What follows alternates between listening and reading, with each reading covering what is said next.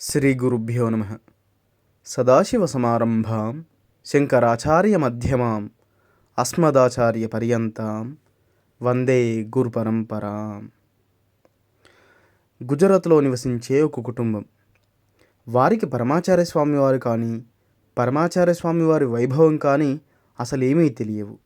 ఒకరోజు ఉదయం ఆ ఇంటి ఆవిడ తన భర్తని ఒక గుజరాతీ పత్రికను తెమ్మని చెప్పింది. ఆ మాట విన్న భర్తకు అసలేమీ అర్థం కావడం లేదు. రోజూ దినపత్రిక చదివే అలవాటు ఆమెకు లేదు.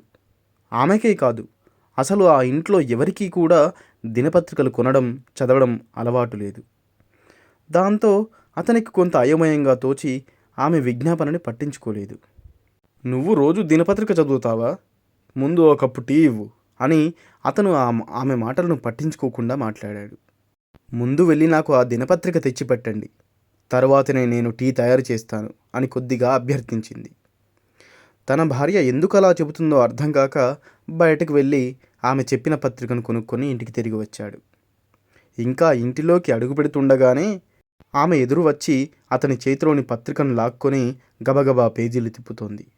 ఆ దినపత్రిక చివరి పేజీలో రామేశ్వరంలోని అగ్నితీర్థం దగ్గర నిర్మించిన శ్రీ ఆదిశంకర మంటప కుంభాభిషేకానికి సంబంధించిన పూర్తి పేజీ ప్రకటన ఉంది. అందులో దండంతో సహా నిలబడిన పరమాచార్య స్వామివారి నిలువెత్తు చిత్రాన్ని కూడా ముద్రించారు.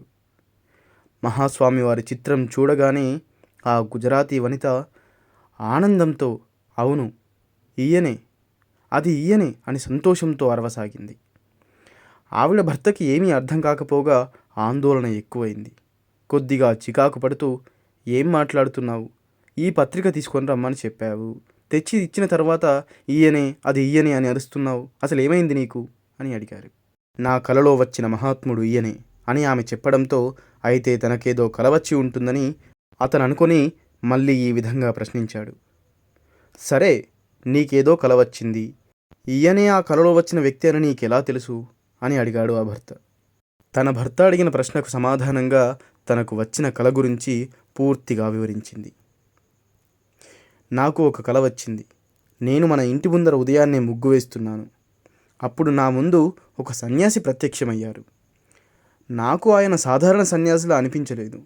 ఆయన దివ్య తేజస్సును చూసి నా శరీరం మొత్తం పులకించిపోయింది. వారిని లోపలికి రమ్మని ఆహ్వానించాలని అనుకున్నాను. మీరు లోపలికి రారా అని అడిగాను. ఆ మహాత్ముడు లోపలికి వచ్చి కూర్చున్నారు. వారికి నేను నమస్కారం చేశాను. వారు నాతో ఈ విధంగా మాట్లాడారు. నీవు నన్ను చూడడానికి రాకపోయినా నేను నిన్ను చూడడానికి వచ్చాను అని అన్నారు. నాకసలేమీ అర్థం కాలేదు.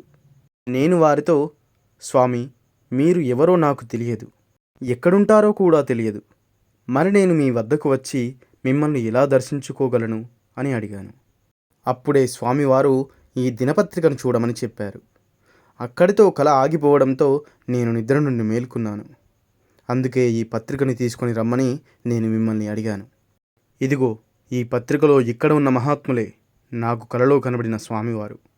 వారు ఎక్కడున్నా సరే మనం వెళ్ళి వారిని దర్శించుకోవాలి అని చెప్పింది. అతని భార్య చెప్పిన విషయాలు విని అతను కూడా చాలా ఆశ్చర్యపోయాడు. ఇది బహుశా దేవుని ఆజ్ఞే అని అనుకున్నాడు. ఈ మహాత్ములు ఎక్కడుంటారో కనిపెట్టడానికి ప్రయత్నాలు మొదలుపెట్టాడు.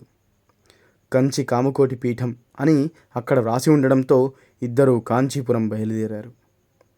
వారు కాంచీపురం చేరుకొని విచారించగా పరమాచార్య స్వామివారు అక్కడ లేరని, ఇలయత్తాం గుడిలో మకాం చేస్తున్నారని తెలుసుకున్నారు. వెంటనే అక్కడికి బయలుదేరారు. వారు అక్కడికి చేరుకొని వారు రావడానికి గల కారణాన్ని వివరంగా అక్కడున్న శిష్యులకు తెలిపారు. వారు అంత దూరం నుండి రావడం చూసి బాగా అలసిపోయి ఉండడం వల్ల శిష్యులు వారిని చూసి జాలిపడి ముందుగా స్నానం చేసి కాస్త ఏదైనా ఫలహారం తిని తరువాత స్వామివారి దర్శనానికి రమ్మని చెప్పారు. కానీ వారు దానికి ఒప్పుకోలేదు. ముందు స్వామివారి దర్శనం అయిన తరువాతే ఏమైనా అని తెలపడంతో శిష్యులు లోపలికి వెళ్ళి స్వామివారికి విషయం తెలిపారు. పరమాచార్య స్వామివారు బయటకు వచ్చారు.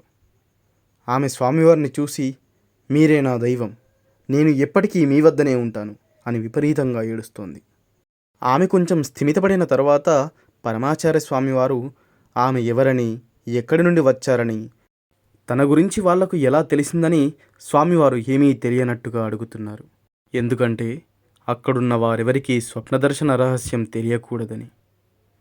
నా కలలో మిమ్మల్ని దర్శించాను అని బదులిచ్చి మొత్తం జరిగిన విషయాన్ని స్వామివారికి చెప్పింది. ఆవిడ చెప్పిందంతా విని స్వామివారు చిన్నగా నవ్వి, ఆ కల నీకెప్పుడు వచ్చింది అని అడిగారు. వారం 10 రోజుల ముందు అని బదులిచ్చింది. ఆ రోజు పౌర్ణమియే కదా. స్వామివారే స్వయంగా వెళ్ళి ఆ రోజు దర్శనమిచ్చిన విషయం అక్కడున్న వారికి అర్థమవ్వాలని అలా అడుగుతున్నారు. దేవుణ్ణి చూసిన ఆనందంతో కళ్ళలో ఆనంద బాష్పాలు రాలుతుండగా ఆమె స్వామివారికి పంచాంగ నమస్కారం చేసింది. దిగులు పడకు, నువ్వు ఎక్కడున్నా నేను నీవంటే ఉంటా అని స్వామివారు ఆ గుజరాతీ దంపతులను ఆశీర్వదించి పంపారు. ఎంతటి గొప్ప ఆశీస్సులు పొందారు వారిద్దరూ. అపార కరుణా సింధుం జ్ఞానదం శాంతరూపిణం శ్రీ చంద్రశేఖర గురుం ప్రణమామి ముదాన్వహం. సర్వం శ్రీ గురుదివ్యచరణారవిందార్పణమస్తు. స్వస్తి.